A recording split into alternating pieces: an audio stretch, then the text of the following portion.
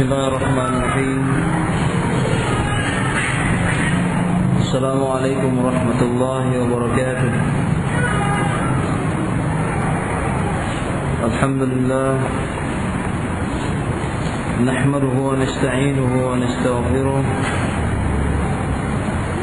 wa natubu ilayhi wa na'udzu billahi min shururi anfusina wa min sayyiati a'malina. من يهده الله فلا مضل له ومن يضلل فلا هادي له وأشهد أن لا إله إلا الله وحده لا شريك له إقرارا به وتوحيدا وأشهد أن محمدا عبده ورسوله وصلى الله على نبينا محمد بن عبد الله وعلى آله وأصحابه وسلم تسليما مزيدا. يا أيها الذين آمنوا اتقوا الله حق تقاته ولا تموتن إلا وأنتم مسلمون.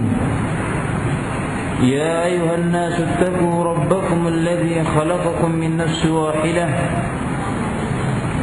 وخلق منها زوجها وبث منهما رجالا كثيرا ونساء واتقوا الله الذي تساءلون به والأرحام إن الله كان عليكم رقيبا. يا أيها الذين آمنوا اتقوا الله وقولوا قولا سديدا يصلح لكم أعمالكم ويغفر لكم ذنوبكم ومن يطع الله ورسوله فقد فاز فوزا عظيما. أما بعد فإن أصدق الحديث كتاب الله وخير الهدي هدي محمد صلى الله عليه وعلى آله وسلم وشر الأمور محدثاتها فإن كل محدثة بدعة وكل بدعة ضلالة وكل ضلالة في النار. أعاذنا الله وإياكم من النار. Ikhwani fi din wa akhwati fillah, rahimani wa rahimakumullah. Alhamdulillah, kita bersyukur hadirat Allah Subhanahu wa taala untuk sekian kalinya kita pada kesempatan berbahagia ini diberikan kesempatan dan waktu luang untuk kembali kita bersama-sama menghadiri pengajian ataupun ta'lim yang diadakan di masjid yang mulia ini, yang kita berharap kepada Allah Subhanahu wa taala semoga segala aktivitas yang kita laksanakan ini senantiasa diiringi dengan niat keikhlasan, hanya mengharapkan wajah Allah Subhanahu wa taala, bukan karena adanya tujuan ataupun motif tertentu, namun hanya semata-mata mengharapkan wajah Allah Subhanahu wa taala. Ikhwani fid din, a'azakumullah.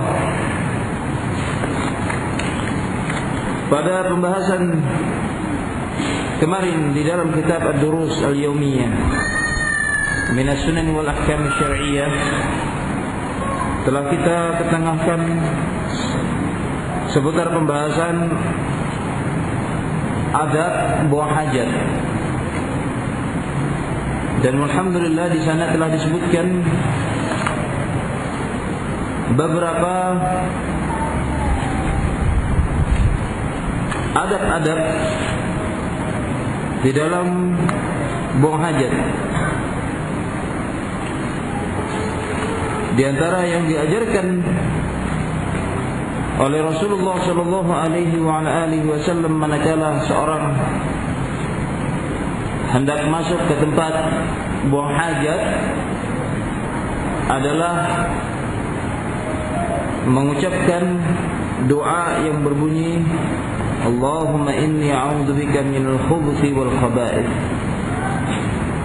Ini adalah tuntunan doa yang diajarkan oleh Rasulullah SAW sebagai upaya untuk membentengi seorang muslim dari gangguan syaitan, baik dari kalangan laki-laki maupun dari kalangan wanitanya. Dan beberapa tuntunan yang diajarkan oleh Rasulullah sallallahu alaihi wasallam lainnya, seperti pelarangan yang datang dari Rasulullah sallallahu alaihi wasallam manakala seorang buah hajat menghadap kiblat ataupun membelakanginya. Dan ini telah kita sebutkan pendalilannya. Dan insyaallah taala pada kesempatan kali ini kita akan menyebutkan kembali tambahan-tambahan tentang adab-adab buah hajat.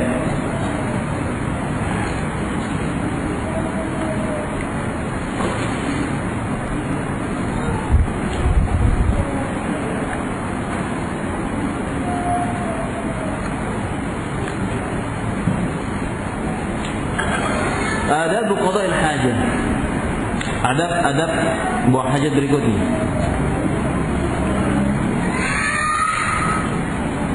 An-nahyu 'an at-takhalli fi tariqin nas aw dhillihim. Larangan dari buang hajat di jalan yang dilalui oleh manusia ataupun tempat berteduh mereka. Ini adalah dua tempat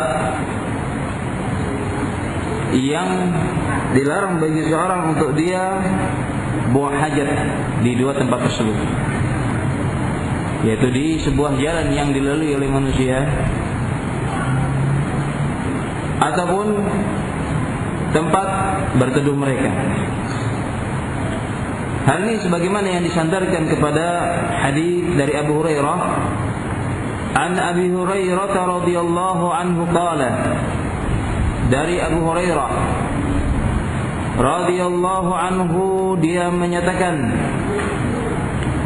qala Rasulullah sallallahu alaihi wa alihi wasallam, telah bersabda Rasulullah sallallahu alaihi wa alihi wasallam,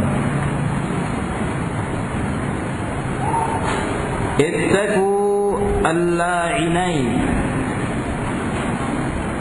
takutlah kalian terhadap dua golongan yang dilaknat. Dua golongan yang dilaknat.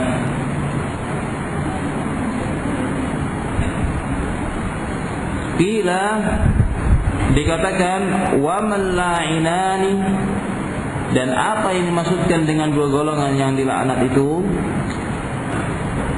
Qala, kemudian dinyatakan oleh Rasulullah sallallahu alaihi wasallam, alladzi yatakhalla fi tariqin nasi aw dhillihim, yaitu orang yang dia buang hajat di sebuah jalan yang dilalui oleh manusia ataupun tempat mereka berteduh. Akhrajahum Muslimun wa Abu Dawud. Hadis ini dikeluarkan oleh Al-Imam Muslim dan Abu Dawud.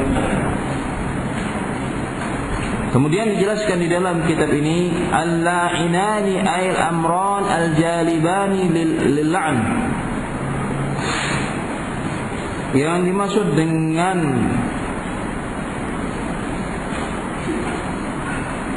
dua hal yang menjadikan pelakunya dilaknat, ayil amran al-jalibani lil-la'n, yaitu dua hal ataupun dua perkara yang menghantarkan kepada datangnya laknat.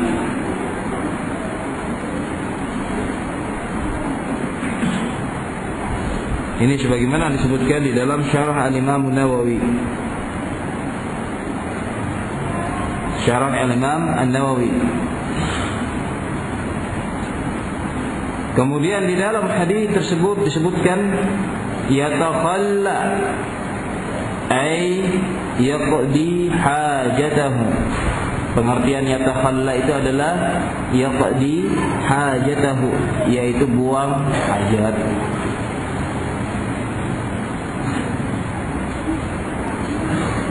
Ikhwani wa akhwati fillah rahimani rahimakumullah, di dalam hadis yang telah kita bacakan tadi menunjukkan betapa syariat Islam ini amat peduli dengan lingkungan.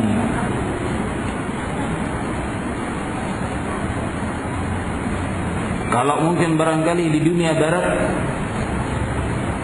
mereka memproklamirkan bahwa mereka adalah orang-orang yang paling peduli terhadap lingkungan, maka sungguh Islam selama berabad-abad lamanya telah mengajarkan tentang betapa syariat Islam ini peduli terhadap lingkungan. Bukti nyata apa yang dinyatakan oleh Rasulullah sallallahu alaihi wasallam tentang adanya dua hal yang menjadikan pelakunya itu dilaknat oleh Allah Subhanahu wa taala apabila dia melakukan dua hal tersebut, yaitu buang hajat di jalan-jalan yang dilalui oleh manusia, ataupun dia buang hajat di tempat mereka manusia berteduh. Ini menunjukkan bahwasanya Islam memberikan suatu perhatian yang besar terhadap lingkungan. Subhanallah.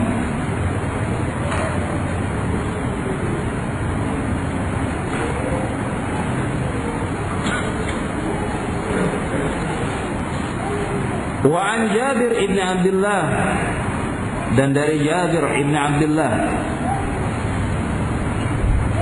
anna Rasulullah sallallahu alaihi wasallam naha an yubala fil ma'ir raqidi, akhrajahu Muslim.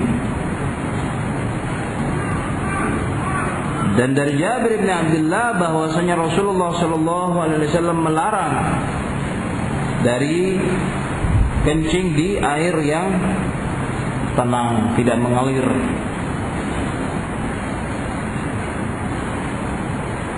Subhanallah. Ini juga merupakan dalil yang menunjukkan bahwasanya Islam amat peduli terhadap perkara lingkungan. Rasulullah SAW melarang seseorang untuk dia buang hajatnya ataupun dia kencing di air yang tergenang dan tidak mengalir.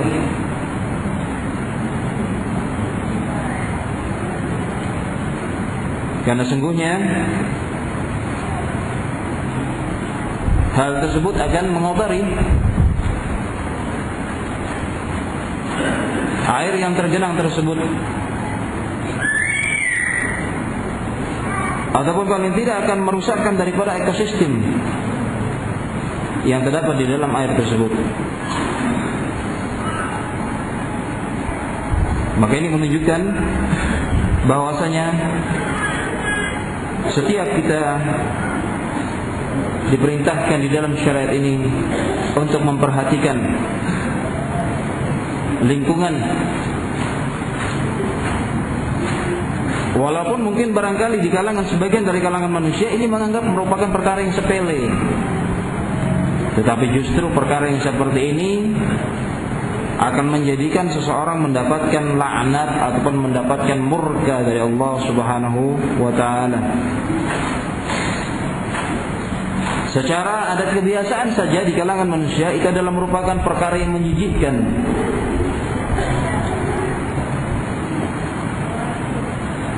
Terlebih syariat menjelaskan bahwasanya perkara yang demikian diharamkan. Baik buang hajat di jalan-jalan yang dilalui oleh manusia ataupun tempat berteduh mereka, ataupun disebutkan di dalam riwayat yang lain tidak diperbolehkan untuk buang hajat di bawah pohon-pohon yang berbuah. Di bawah pohon-pohon yang berbuah. Karena dikhawatirkan apabila seorang dia buang hajat di bawah pohon yang berbuah tersebut, manakala pohon tersebut berbuah dan buah tersebut jatuh, maka akan mengenai kotoran yang najis tersebut. Inilah sebab di mana dilarangnya seorang untuk dia buang hajat di bawah pohon-pohon yang berbuah. Adapun kalau seandainya dia buang hajat di bawah pohon-pohon yang tidak berbuah, maka yang seperti ini tidak mengapa. Sebagaimana Rasulullah Shallallahu Alaihi Wasallam pernah melakukan demikian, beliau berlindung di bawah pohon-pohon yang tidak berbuah untuk kemudian Rasulullah SAW membuang hajatnya. Contoh misalkan di sana ada pohon yang berbuah, pohon mangga misalkan, ataupun pohon yang dia memiliki jenis buah yang gampang jatuh. Contohnya pohon apa? Hah? Pohon jambu ya, gampang jatuh. Buang hajat di situ. Kemudian ternyata yang namanya buah biasanya tidak jauh-jauh jatuhnya, hanya di sekitar pohon saja, mengenai daripada kotoran najis tersebut. Kalaulah seandainya dimakan, maka akan menyebabkan apa? Timbulnya penyakit, kotoran di situ. Na'udzubillah min dzalik. Demikian pula Rasulullah Shallallahu Alaihi Wasallam dari hadits Jabir bin Abdullah radhiyallahu taala anhu melarang seseorang dia buang air kecil di air yang tenang lagi tidak mengalir.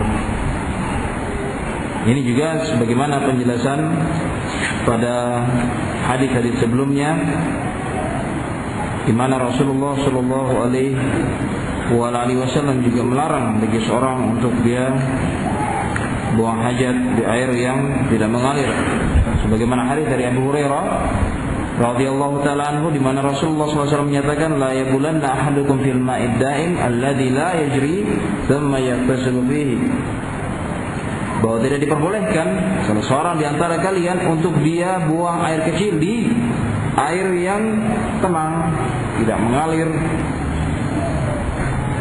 kemudian dia mandi padanya.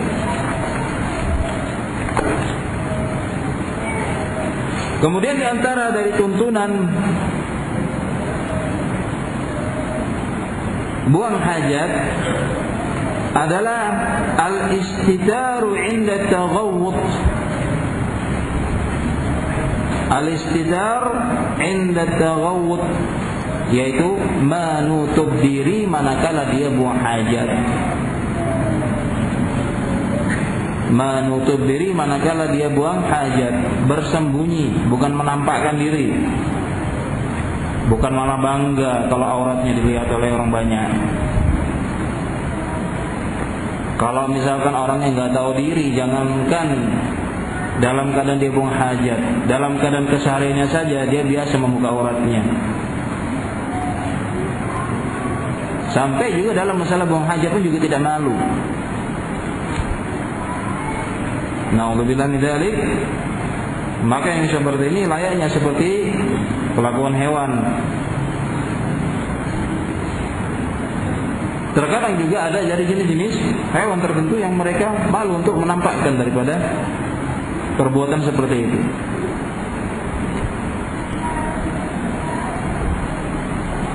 Ini manusia yang memiliki akal pikiran,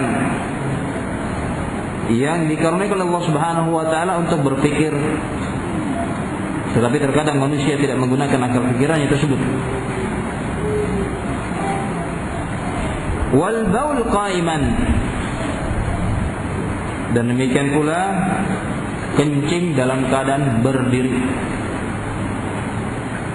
Kencing dalam keadaan berdiri. Memang di sana ada riwayat yang kita akan sebutkan dari Aisyah radhiyallahu taala anha, bahwa Aisyah radhiyallahu taala anha mengingkari terhadap orang-orang yang menyatakan bahwa Rasulullah sallallahu alaihi wasallam kencing dalam keadaan berdiri. Tetapi kita akan sebutkan nanti perselisihan ini Namun pendapat yang kuat, yang benar dalam masalah ini menunjukkan tentang bolehnya bagi seorang untuk kencing berdiri. Karena adanya riwayat yang menyebutkan bahwasanya secara sharih, secara jelas bahwa Rasulullah SAW kencing dalam keadaan berdiri. Walaupun dalam kebanyakan kesempatan bahwa Rasulullah SAW kencing dalam keadaan duduk. Tapi kalau misalkan dia sekali-kali misalkan ingin kencing dalam keadaan berdiri, maka diperbolehkan. Namun disebutkan di dalam kitab ini wal baul qa'iman, dan demikian pula kencing dalam keadaan berdiri. Maka menunjukkan bahwasanya musannif di sini menyebutkan hal ini, dan ini adalah merupakan suatu bentuk larangan. Wa an Hudzaifah radhiyallahu anhu qala, dari Hudzaifah radhiyallahu anhu dia menyatakan,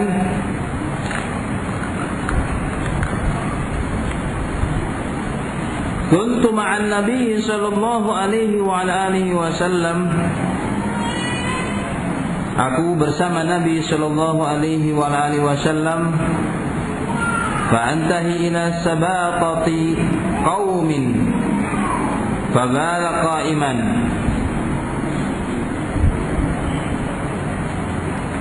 lalu aku singgah ataupun sampai di sebuah tempat yang dinamakan dengan Sabaqah atau Sabaqah, suatu kaum. Fabala qa'iman, dan beliau sallallahu alaihi wa alihi wasallam kencing dalam keadaan berdiri. Fatanahaitu, maka lalu aku mendekati Rasulullah sallallahu alaihi wasallam. Faqala, kemudian Rasulullah SAW menyatakan, udnu, mendekatlah.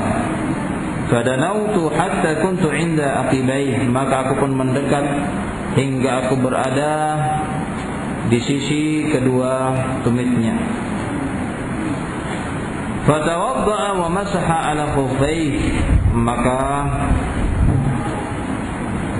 Rasulullah SAW berwudu dan menghusap di atas kedua khufnya. Hadis ini disepakati oleh Al-Imam Al-Bukhari wal Muslim. Kemudian disebutkan di situ as-sabaqa al-kinasa waz-zibala au makanuha. Yang dimaksud dengan as-sabaqa di sini adalah al-kinasa,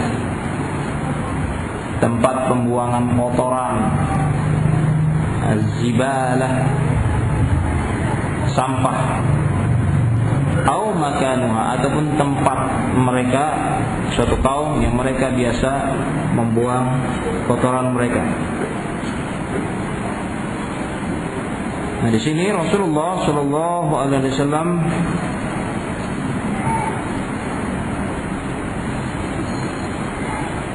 buang hajat. Dan diterangkan di dalam hadis ini bahwasanya Rasulullah SAW meminta kepada Hudzaifah untuk menjadi pelindung Rasulullah SAW manakala buang hajat.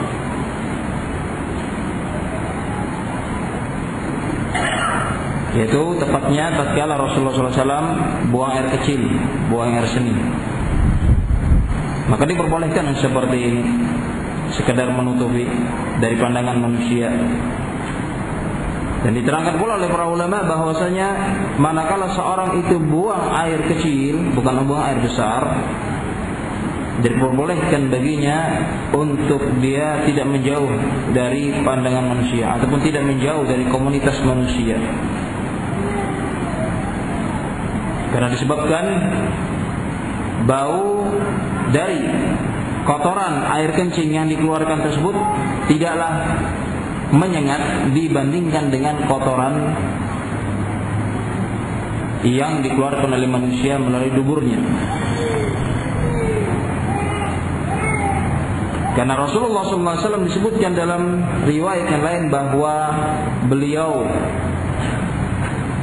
manakala buang hajat dalam sebuah kesempatan, beliau buang air besar ke sebuah tempat dengan menempuh perjalanan sejauh 2 mil jauhnya, menunjukkan sangat jauhnya tempat tersebut, karena dalam rangka untuk menghindar dari pandangan manusia, dalam rangka untuk menghindar dari pandangan manusia.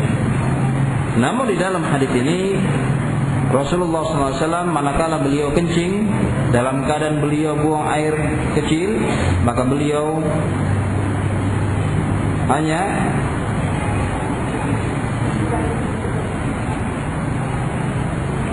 menjadikan Hudzaifah radhiyallahu taala anhu untuk sebagai pelindungnya. Tetapi kalau dalam keadaan buang hajat besar, maka Rasulullah SAW menghindar sama sekali dari pandangan-pandangan manusia dan tidak menjadikan salah seorang dari sahabat beliau sallallahu alaihi wasallam sebagai pelindungnya. Ini yang dipahami dari hadis ini dan juga sebagaimana keterangan para ulama. Wa 'anil Mughirah ibn Syu'bah radhiyallahu anhu qala, dan dari Al-Mughirah ibn Syu'bah radhiyallahu anhu dia menyatakan, qala li Rasulullah sallallahu alaihi wasallam, berkata kepadaku Rasulullah sallallahu alaihi wasallam, khudhil idawata hatta tawaru anni faqad hajatahu, muttafaqun alaih. Kata Rasulullah sallallahu alaihi wasallam, sebagaimana dari hadis Al-Mughirah bin Syu'bah, khudhil idawah, maka ambillah kantong kulit itu sampai dia bisa melindungi aku. Dan kemudian Rasulullah sallallahu alaihi wasallam menunaikan hajatnya. Kalau pada riwayat yang disebutkan dari jalan Hudzaifah radhiyallahu taala anhu bahwa Rasulullah sallallahu alaihi wasallam meminta seorang sahabatnya untuk menjadi pelindungnya manakala buang air seni. Dan disebutkan di dalam riwayat Al-Mughirah bin Syu'bah di sini bahwa Rasulullah sallallahu alaihi wasallam meminta untuk didatangkan al-idawah. Al-idawah berarti bentuk sarana lain, bukan manusia. Dan ini adalah merupakan salah satu bentuk diperbolehkan untuk seorang bertameng ataupun berlindung dengan menggunakan al-idawah ataupun yang semisalnya manakala dia buang hajat. Nah, adapun seperti yang telah kita sebutkan tadi, bahwa datang dari riwayat hadits Aisyah radhiyallahu taala anha, bahwa Aisyah radhiyallahu taala anha menyatakan, man haddatsakum anna Rasulullah sallallahu alaihi wa alihi wasallam bala qa'iman faqad kadzib. Barang siapa yang menyampaikan hadis kepada kalian, barang siapa yang menyampaikan ucapan ataupun pembicaraan kepada kalian bahwasanya Rasulullah SAW buang air kecil dalam keadaan berdiri, maka kata Aisyah, faqad kadzib, maka sungguh dia telah berdusta. Ma bala Rasulullah sallallahu alaihi wasallam qa'iman mundu nazala alaihi al-Qur'an. Dan kemudian Aisyah radhiyallahu taala menyatakan, tidak pernah Rasulullah sallallahu alaihi wasallam kencing dalam keadaan berdiri semenjak turunnya Al-Qur'an. Hadis ini sahih. Hadis ini sahih. Ini adalah apa yang menjadi sepengetahuan Aisyah radhiyallahu taala anha bahwa Rasulullah sallallahu alaihi wasallam tidak pernah kencing dalam keadaan berdiri. Berarti dari riwayat ini menunjukkan bahwasanya Rasulullah sallallahu alaihi wasallam lebih sering buang air kecil dalam keadaan apa? Duduk. Dari bantahan Aisyah radhiyallahu taala di sini menunjukkan bahwasanya Rasulullah SAW manakala buang air kecil lebih sering dan lebih banyak dalam keadaan duduk. Namun sekali lagi seperti yang telah kita sebutkan sebelumnya, bahwa datang dari riwayat Hudzaifah ibn al-Yaman sebagaimana disebutkan di dalam Sahihain, Disebutkan di dalam Sahih Al-Imam Al-Bukhari dan Muslim, dan riwayat ini sahih, annahu ra'a Rasulullah SAW bala qa'iman, bahwasanya dia melihat dengan mata kepalanya sendiri bahwa Rasulullah SAW kencing dalam keadaan berdiri. Maka dari sini ikhwan fillah nazakumullah, para ulama mereka mengkompromikan antara dua keterangan di atas, menunjukkan bahwa hal yang seperti ini bukan larangan secara mutlak. Tetapi bila mana seseorang dia berkehendak untuk kencing dalam keadaan berdiri, maka diperbolehkan. Dan Asy-Syaikh Muhammad bin Shalih Al-Utsaimin rahimahullahu taala di dalam Fatwa Arkan Islam, beliau menyebutkan apabila seorang dia hendak kencing dalam keadaan berdiri, maka di sana harus memenuhi dua persyaratan. Yang pertama, hendaklah dia berusaha untuk menjauh dari pandangan manusia. Artinya jangan sampai dia dilihat manakala dia buang air kecil tersebut. Ataupun dia berusaha untuk menutup auratnya. Kemudian syarat yang kedua, jangan sampai percikan-percikan kencing tersebut mengenai pakaiannya. Jadi tentunya diterangkan oleh para ulama juga bahwa dikembalikan kepada kondisi seseorang. Dia yang lebih mengetahui maslahatnya dari madaratnya. Apakah kondisi dia duduk dalam keadaan dia kencing itu lebih aslah, lebih maslahatkah, ataukah dia kencing dalam keadaan berdiri? Kalau misalkan dalam keadaan duduk dia melihat kondisi, misalkan wah ini kalau dia duduk akan terkena percikan najis kencing tersebut, maka dia berdiri. Kalau misalkan dia melihat ternyata dengan dia berdiri ternyata percikan najis itu mengenai pakaiannya, maka dia kencing dalam keadaan duduk. Ini diterangkan pula dalam permasalahan ini, sehingga tidak dinyatakan bahwa kencing dalam keadaan berdiri itu merupakan suatu pelarangan secara mutlak, sebagaimana disebutkan di dalam riwayat Aisyah radhiyallahu taala anha.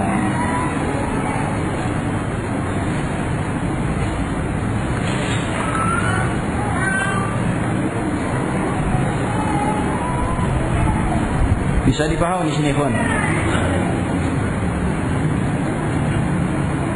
Jadi yang memberikan keterangan secara subut, secara jelas bahwasanya dia melihat Rasulullah SAW buang air sini ataupun buang air kencing dalam keadaan berdiri adalah sebagaimana penglihatan Hudzaifah bin Yaman sendiri. Naam, penglihatan Hudzaifah bin Yaman radhiyallahu taala an. Asyarhu, sekarang kita lihat keterangan di dalam pembahasan yang sedang kita kaji ini tentang masalah adab buang hajat. Disebutkan yamna'ul islamu kullama yusabbibu adan lil muslimina fi umurihimul khassa awil 'ammah, bahwa Islam mencegah segala sesuatu yang menyebabkan adanya gangguan bagi kaum muslimin di dalam urusan-urusan mereka yang khusus ataupun urusan-urusan mereka yang umum. Baik itu merupakan urusan yang besar sampai dalam urusan yang kecil yang dianggap sepele mungkin barangkali di sebagian kalangan manusia. Ya, dalam urusan yang besar yang itu mencakup daripada keamanan negara dan bangsa, dari apa yang dilakukan oleh mereka sebagian kecil dari kalangan kaum muslimin melakukan teror ataupun melakukan tindakan terorisme. Ini kan merupakan urusan besar ini. Disebutkan di dalam syariat Islam bahwa hal tersebut adalah merupakan tindakan kekerasan dan bukan merupakan jihad di jalan Allah Subhanahu wa taala, walaupun sebagian dari kalangan kelompok mereka menyatakan itu adalah merupakan jihad syar'i. Islam mencegah. Dan jangan sampai opini yang berkembang di kalangan masyarakat luas bahwasanya gerakan teror yang dilakukan oleh sebagian kelompok Islam itu adalah merupakan gerakan jihad fisabilillah. Tetapi justru itu adalah merupakan teror murni, melakukan kekerasan dan dalam rangka untuk menakut-nakuti pemerintah dan demikian pula masyarakat luas, sehingga muncullah pandangan ataupun opini di kalangan masyarakat bahwa ternyata Islam itu seperti ini, seperti itu. Isinya kekerasan, isinya teror dan yang lain-lainnya. Dan justru yang mengembangkan opini seperti ini adalah dari kalangan orang-orang kafir yang mereka tidak senang terhadap Islam. Sehingga banyak dari kalangan kaum muslimin yang mereka terpedaya dengan berbagai opini. Ini urusan dalam permasalahan yang sangat besar. Dicegah dalam Islam bahwa yang namanya jihad syar'i itu tidak seperti itu. Yang namanya jihad sesuai dengan syariat Islam adalah menghadapi musuh Allah Subhanahu wa taala. Manakala mereka menyerang kampung-kampung kaum muslimin, apakah mereka dari kalangan orang Yahudi ataupun orang-orang Nasrani, maka kaum muslimin mereka melakukan jihad difa', jihad pembelaan. Berbeda halnya dengan sebagian kelompok yang mereka menamakan dirinya sebagai kelompok Islam yang mereka melakukan gerakan teror di negeri Indonesia yang tercinta ini. Mereka menamakan dengan istilah jihad syar'i. Ini adalah merupakan suatu perkara yang konyol, merupakan perkara yang sangat jauh sekali dari tuntunan Islam yang benar. Kita lihat Rasulullah Shallallahu Alaihi Wasallam di dalam melancarkan jihad fisabilillah azza wa jalla. Adakah didapatkan Rasulullah Shallallahu Alaihi Wasallam melancarkan gerakan jihad tersebut seperti yang mereka lakukan? Tidak. Adakah pula sunnah dari para sahabat Rasulullah SAW di dalam melancarkan gerakan jihad fisabilillah melakukan gerakan-gerakan teror seperti itu? Tidak. Ini saya berikan contoh adalah dalam masalah urusan yang besar. Kemudian yang lain-lain. Sampai dalam permasalahan urusan yang itu akan bisa menyebabkan adanya gangguan bagi manusia. Dalam masalah urusan buang hajat saja, gangguan nggak kira-kira sih? Gangguan orang buang kotoran ini. Ya, jangankan masalah urusan buang kotoran. Misalkan ada tetangga muslimin, dia bakar sampah saja, asapnya nyebar sana sini, mengganggu. Misalkan, ya, ini juga namanya gangguan. Ataupun menimbulkan adanya bau yang sangat menyengat dan itu akan mengganggu daripada orang yang melalui jalan tersebut ataupun masyarakat yang ada di sekitarnya. Ini juga namanya gangguan. Dan Islam mengajarkan dalam perkara ini harus dicegah dan diupayakan jalan keluarnya yang terbaik. Walidzalika nahar Rasul sallallahu alaihi wasallam an qada'il hajati fi tariqin nas. Oleh karena itu Rasulullah SAW melarang manusia untuk dia membuang hajatnya di jalan-jalan yang dilalui oleh manusia. Au fi dhillin, dan demikian pula buang hajat di tempat mereka berteduh. Alladzi yahtajuna ilaihi, yang mereka itu butuh untuk mereka berteduh di tempat tersebut. Seperti mereka berteduh di pohon-pohon yang berbuah manakala mereka merasakan adanya panas terik matahari, mereka berteduh di pohon-pohon tersebut. Dilarang untuk seorang itu buang hajat di situ. Yang akan bisa mengganggu penciuman mereka manusia dan demikian pula mengganggu pandangan mereka. Awal bau fil ma'ir rakid alladhi yaridunahu aw tariduhu dawabuhum, ataupun buang air kecil di air yang tidak mengalir. Air yang tidak mengalir, alladzi yaridunahu, yang mereka manusia biasa mendatangi air tersebut, entah untuk kebutuhan mandi ataupun mungkin barangkali untuk kebutuhan air minum dan yang lain-lainnya, maka tidak diperbolehkan untuk buang air kecil di tempat air yang menggenang dan tidak mengalir. Contoh seperti kayak kolam-kolam itu ataupun kali yang di sana airnya tidak mengalir, tidak diperbolehkan untuk buang air kecil di tempat yang seperti itu. Naam. Au tariduhu dawabuhum, ataupun yang biasa tempat-tempat tersebut didatangi oleh hewan-hewan, baik itu adalah merupakan hewan ternak ataupun hewan buas yang biasa meminum air dari tempat air yang tergenang tersebut. Lima bidzalika minal adza lahum, alasannya karena yang demikian itu adalah merupakan gangguan terhadap mereka. Wa hurmanuhum min tanamil intifa'i bitilkal asya, maka diharamkannya mereka dari melakukan perbuatan seperti itu, min tanamil intifa'i bitilkal asya, termasuk dari kesempurnaan di dalam memanfaatkan seluruh dari perkara-perkara tersebut. Jalan yang dilalui bila mana bersih dari kotoran-kotoran manusia, maka itu akan bisa dimanfaatkan dengan baik oleh manusia yang melalui jalan tersebut.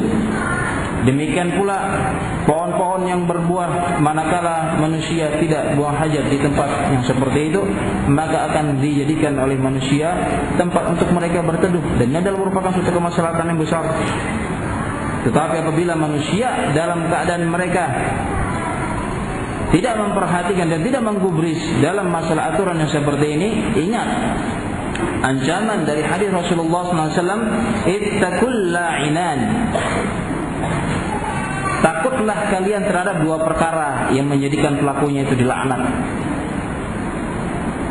Dilaknat artinya dia jauh dari rahmat Allah Subhanahu wa ta'ala. Sementara manusia mengharapkan rahmat Allah, dan tidak ada yang bisa menyelamatkan manusia ketika di dunia ini melainkan dengan rahmat Allah Subhanahu wa ta'ala. Dua perkara tersebut adalah alladhi yatakhalla fi tariqin nas, yaitu golongan orang yang dia buang hajat di jalan-jalan yang dilalui manusia ataupun di tempat mereka berteduh.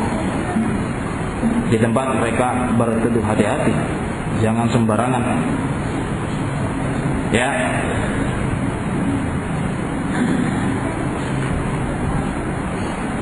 Al-fawaid, faedah-faedah yang bisa kita dapatkan dari pembahasan kita dalam masalah adab buang hajat ini.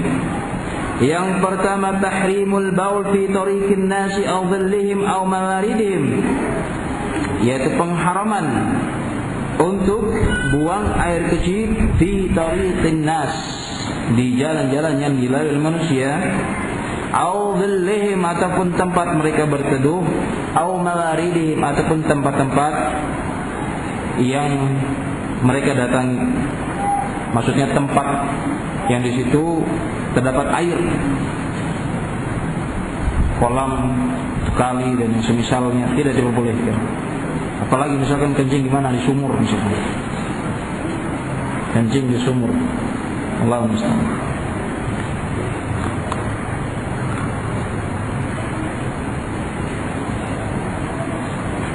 Yang kedua, tahrimul baul fil ma'ir raqid alladzi la yajri, diharamkan untuk buang air kecil di air yang tidak mengalir, air yang tenang yang tidak mengalir, dilarang di dalam Islam. Kemudian ditambahkan di dalam hadits Abu Hurairah, tsumma yaghtasilu fi, kemudian ditambah lagi mandi di dalamnya, sudah dikencing air kemudian dimandi. Ini sama halnya seperti yang kita sebutkan kemarin, seseorang yang dia mandi di kolam renang, dia nyebur kemudian dikencing di dalam air tersebut, tidak diperbolehkan. Nah, kalau misalkan yang nyebur di situ ratusan orang yang nyebur mandi di situ kencing semua misalnya, apa jadinya? Naudzubillah. Kemudian yang ketiga, wujubu satrul aurati 'anil nas, wajibnya untuk menutup aurat dari pandangan manusia. Jangan bangga ditampakkan auratnya manakala dia buang air kecil. Ya. Apalagi misalkan athar ataupun bekas daripada buang air kecilnya itu membuat hidung-hidung ataupun penciuman manusia merasa terganggu. Terang kita melihat sebagian orang seenaknya seperti itu. Ya. Seorang yang dia menyetopkan mobilnya kemudian dikencing di jalan ataupun di tempat parkiran, yang itu sebenarnya juga dilalui manusia. Kemudian dia kencing hanya berlindungkan dengan pintu mobilnya, dia kencing di situ. Lalu setelah itu di jalan, masa meninggalkan akar di situ? Kalau dia siram, nggak jadi masalah. Dia tidak siram, menimbulkan akar dan bau. Dan ini terkadang kita melihat bahwa ini adalah suatu perkara yang sudah dianggap biasa dan dianggap sepele. Kemudian terlebih lagi tidak menjaga dari percikan-percikan najis tersebut. Kemudian setelah dia buang hajat ataupun buang air kecil tersebut tidak membasuh kemaluannya. Allahumma musta'an. Banyak pelanggaran-pelanggaran syar'i yang disebutkan di dalam hadis Ibnu Abbas radhiyallahu taala anhuma, bahwa dengan perkara-perkara seperti ini akan menjadikan suatu sebab di mana seorang itu mendapatkan azab ataupun siksa kubur. Disebutkan bahwasanya Rasulullah SAW marra ala kuburain, melewati dua kuburan. Kemudian Rasulullah SAW menyebutkan innahuma la yu'adzaban, sesungguhnya kedua penghuni kubur di dalam kuburnya ini sedang diadab, sedang disiksa. Dan ini menunjukkan wahyu yang turun kepada Rasulullah SAW, bahwa Rasulullah SAW diberitahu bahwa dua penghuni kubur yang dilewati oleh Rasulullah SAW sedang diadab, sedang disiksa. Kemudian disebutkan bahwa salah satu dari penghuni kubur yang mendapatkan siksa tersebut, fakana la yastatiru minal baul, dia mendapatkan azab kubur, mendapatkan siksa kubur disebabkan karena dia tidak menutup diri manakala dia buang air kecil,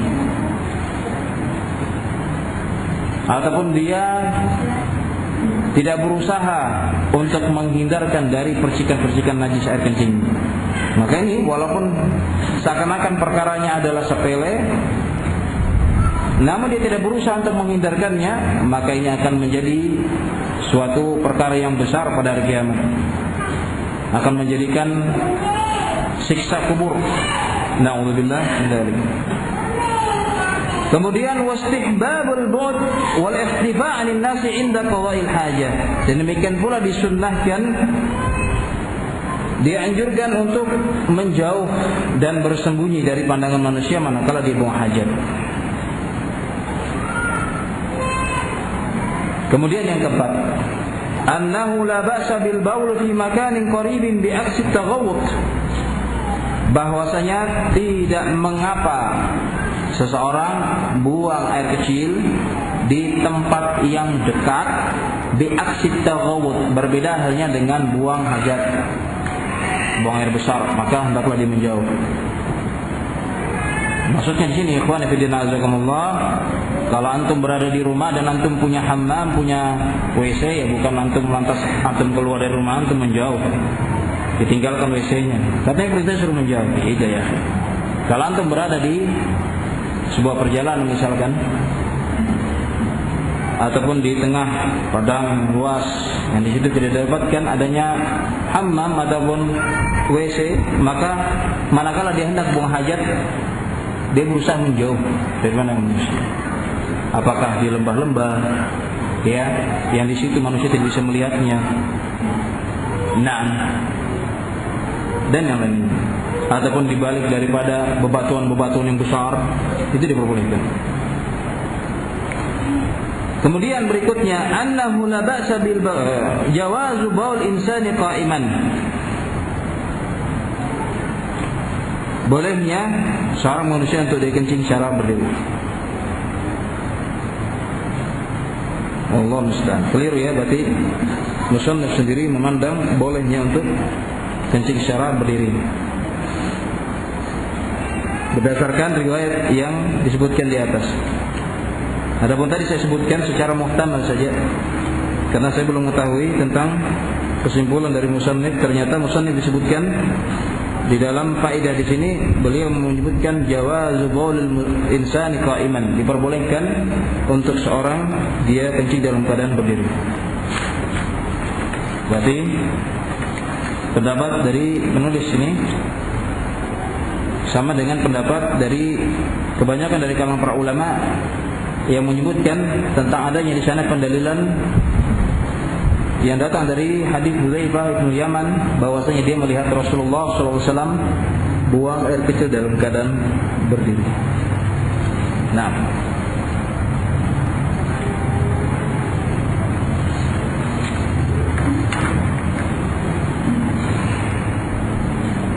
kemudian berikutnya, adab buang hajat berikutnya adalah al-istinja.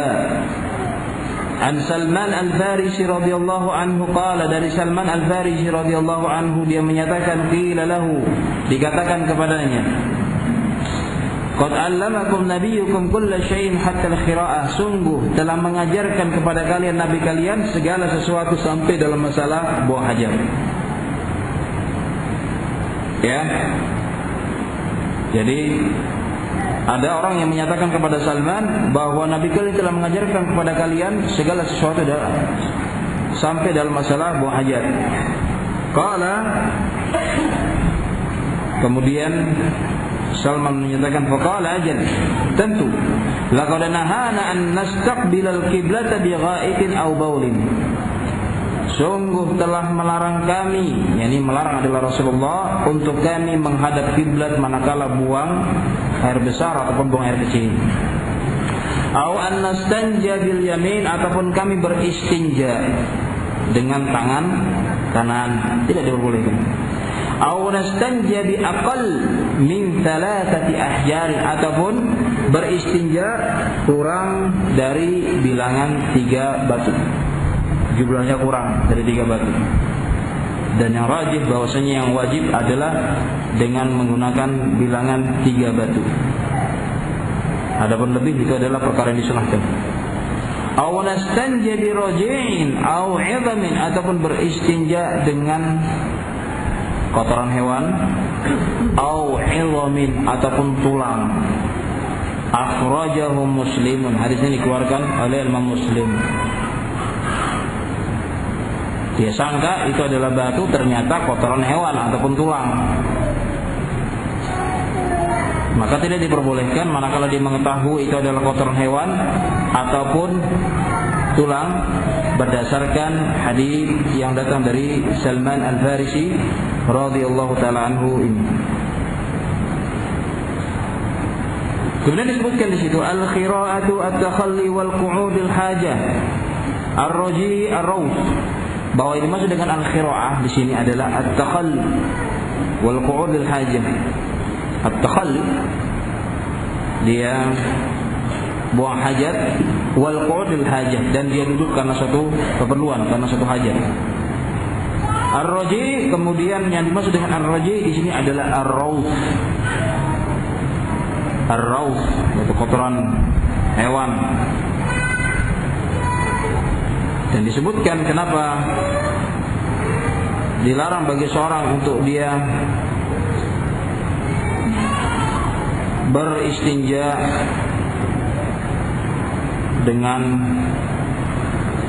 menggunakan kotoran hewan ataupun dengan tulang.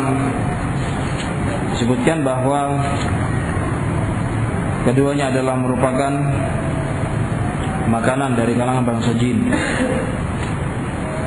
Makanan dari kalangan bangsa jin. Sehingga dilarangnya bagi seorang untuk dia buang ataupun beristinja dengan menggunakan dua perkara tersebut.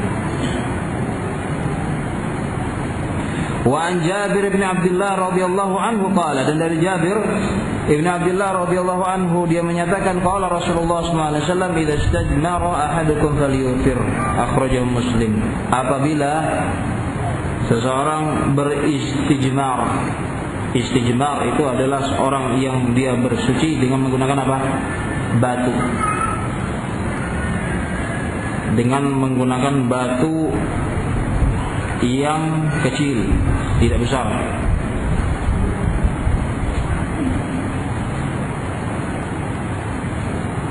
Kemudian kata Rasulullah SAW, falyutir, maka hendaklah dia berwitir bilangannya dalam beristijmar tersebut. Hadis ini dikeluarkan oleh Imam Muslim. Ini adalah salah satu tuntunan dari Rasulullah SAW dalam masalah al-istijmar dengan menggunakan batu, namun bilangannya adalah witir. Namun bilangannya witir, dan disepakati dari pendapat yang pertama tadi telah kita sebutkan bahwa yang rajih adalah menerangkan di dalam masalah istijmar menggunakan 3 batu. Dan ini yang wajib. Adapun yang selebihnya itu adalah merupakan perkara yang sunnah, 5, 7, manakala mendapatkan dalam keadaan belum bersih. Wa an Abi Qatadah radhiyallahu anhu anna Nabiy sallallahu alaihi wasallam qala, dan dari Abi Qatadah radhiyallahu anhu bahwasanya Nabi sallallahu alaihi wasallam beliau bersabda, idza bala ahadukum fala ya'khudh dzakarahu bi yaminih. Nabi sallallahu alaihi wasallam bersabda, apabila salah seorang di antara kalian buang air kecil, maka janganlah dia memegang ataupun menyentuh kemaluannya dengan tangan kanannya. Wala yastanji biyamini, dan demikian pula janganlah dia beristinja dengan tangan kanannya. Wala yatanaffas fil ina'i, dan jangan pula dia bernapas di dalam bejana. Ya, mengeluarkan nafasnya maksudnya itu di dalam bejana ketika dia minum. Apalagi misalkan meniup, kan berarti malah mengeluarkan nafasnya. Yatanafas, meniup maksudnya di sini. Yatanafas, meniup di dalam air. Muttafaqun alaih. Hadis ini disepakati oleh Imam Bukhari Muslim. Dan disebutkan di dalam keterangan di kalangan para ulama tentang seseorang yang dia kencing, lalu dia menyentuh kemaluannya dengan tangan kanannya. Ini adalah merupakan perkara yang tidak diperbolehkan. Nah, dari sini terjadi permasalahan lagi berikutnya, adanya khilaf di kalangan para ulama bahwa apakah dalam kondisi seseorang tidak dalam keadaan buang air kecil, apakah dia tetap dilarang untuk menyentuh kemaluannya dengan tangan kanannya? Ini terjadi perselisihan. Karena sebagian dari kalangan madhab menerangkan bahwa hal ini berlaku juga bagi orang dalam keadaan dia tidak kencing pun juga dilarang untuk dia menyentuh kemaluannya dengan tangan kanannya. Tetapi berdasarkan sepengetahuan kami bahwa wallahu a'lam bishawab, dan yang rajih dalam masalah ini diperbolehkan bagi seorang itu untuk dia menyentuh kemaluannya dengan tangan kanannya manakala dia tidak buang air kecil. Karena hadis di sini yang nampak darinya bahwa pelarangan ini manakala seorang itu dia buang air kecil kemudian dia menyentuh kemaluannya dengan tangan kanannya. Wala yastanji biyaminih, dan demikian pula jangan dia beristinja dengan tangan kanannya. Ya, jangan dia beristinja dengan tangan kanannya. Nah, maka dia beristinja dengan tangan kiri. Dan demikian pula jangan dia meniup di dalam air. Subhanallah. Ini adalah beberapa tuntunan-tuntunan dari Rasulullah SAW. Wa an Abdullah bin Mas'ud radhiyallahu anhu, dan dari Abdullah bin Mas'ud radhiyallahu anhu, qala, dia menyatakan qala Rasulullah sallallahu alaihi wasallam, Rasulullah sallallahu alaihi wasallam bersabda, la tastanju birraut wala bil 'idham, Jangan kalian beristinja dengan ar-rauf, kotoran hewan, dan demikian pula al-idham, yakni tulang. Fa innahu zadu ikhwanikum minal jin, karena sesungguhnya ar-rauf, kotoran hewan, dan demikian pula al-idham, tulang, itu adalah merupakan zadu ikhwanikum minal jin, merupakan bekal makanan ataupun makanan saudara kalian dari kalangan jin. Akhrajahu Tirmidzi wan Nasa'i wa Abu Daud. Hadis ini dikeluarkan oleh Imam Tirmidzi, Nasa'i dan Abu Daud.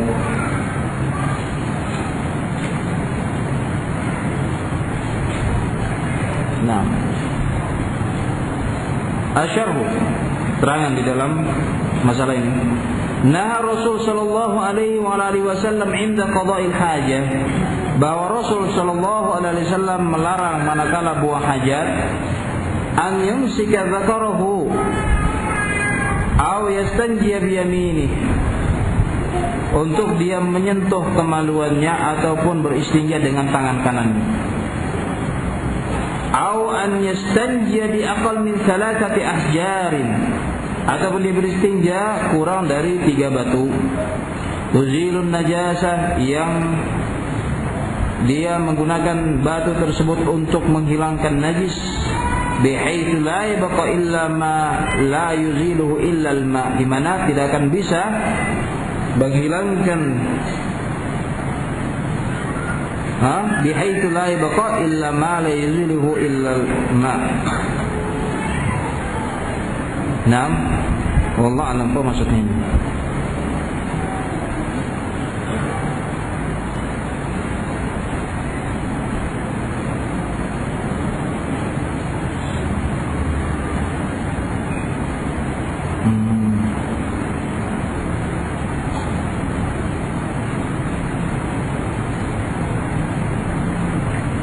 Baik, yang saya pahami bahwa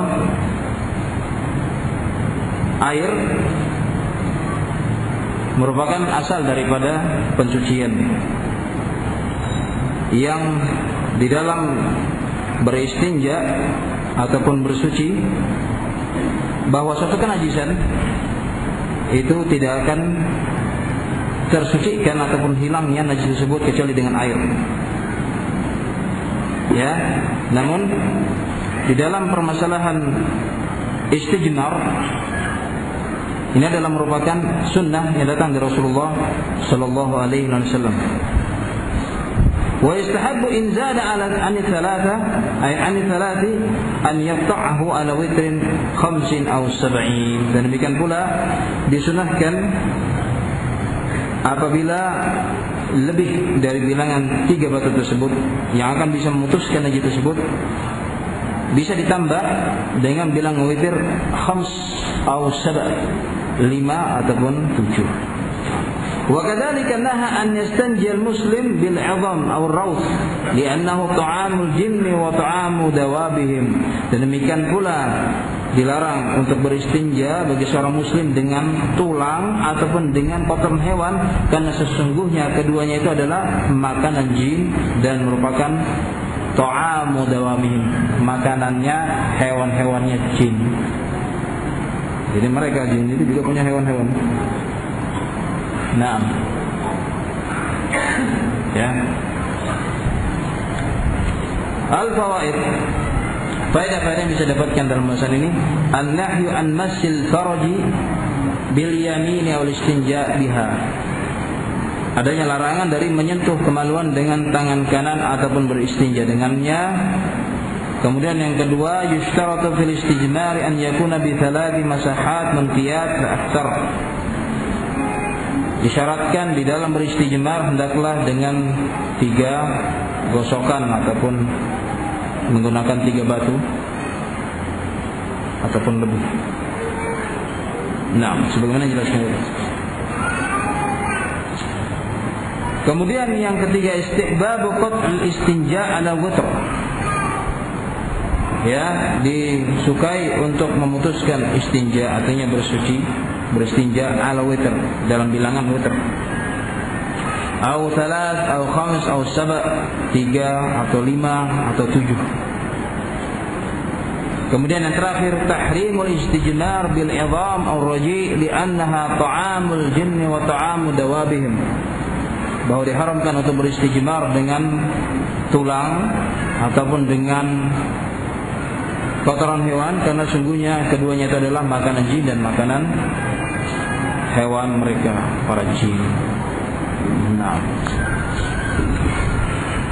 wallahu alam bisawab. Saya kira cukup sampai di sini dulu penjelasan tentang masalah adab qadal hajah. Wa akhiru da'wana alhamdulillahirabbil alamin. Subhanallah wa la ilaha illa anta astaghfiruka wa atubu ilaik. Assalamu alaikum warahmatullahi wabarakatuh.